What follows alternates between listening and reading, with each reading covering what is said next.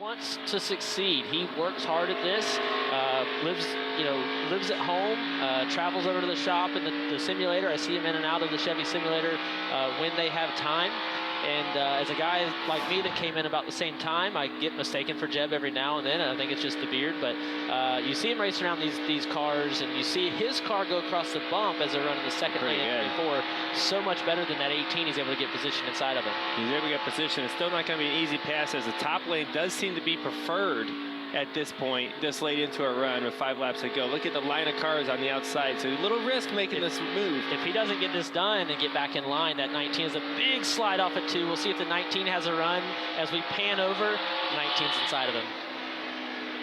Momentum means everything. Taylor Gray had the early drift, but he's rallied, was outside the top 15, trying to work his way back toward the top 10 as we close on the end of stage 1. Only 4 to go. Allgaier 2.6 seconds in front of Chandler Smith, and the battle for 5th is on. Ryan Truex, Austin Hill, and now Brandon Jones enters the party. You know, that racing is so much fun to watch because, you know, they're in line and you got to sit there and think about, okay, is this run I have big enough to actually clear them, or am I going to get stuck on the bottom like Jeb did and possibly lose a spot?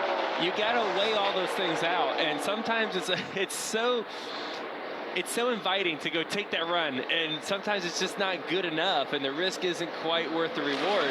You got to think through all that stuff at 180 miles an hour. Take the run. Take the run and take the run every time. I know that. Yeah, I've raced around you enough to know you're taking it. You think I studied for your whole career? I know we're similar in age. You were doing this for a decade before me. I watched you. That's the problem. Everyone watched. Allgaier working lap traffic. This is big as we head toward the end of the stage. Who's going to stay on the lead lap? Who might get the free pass after going 1 lap down? 2 to go. And, you know, we've been hard on Junior Motorsports. They hadn't had a top 5 finish this season until last week. They put 3 in the top 5 at Martinsville. Allgaier wins the stage last week, in position to win a stage today, and leading a ton of laps as Riley Herbst gets by his teammate.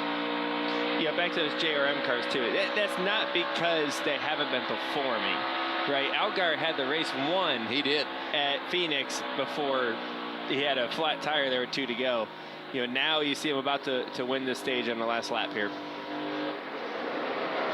I mentioned earlier, swept the stages last year at Texas, and that was the 2nd time he had done that. Got a stage victory last Saturday night at Martinsville.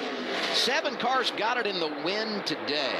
He leads 18 laps in the opening stage and wins a stage here at Texas for the 5th time in his career.